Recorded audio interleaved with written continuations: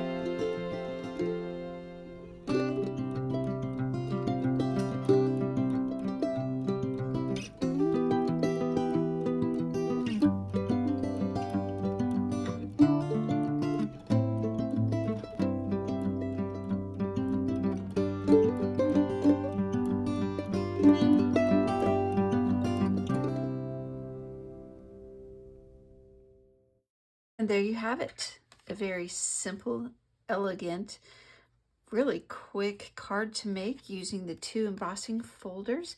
I colored in the center with the sponge dauber, and then I embossed the back flap using the same Tasteful Textile 3D that I used for the background. All the supplies I used are listed down below in the description. Thank you so much. We'll see you next time. Bye.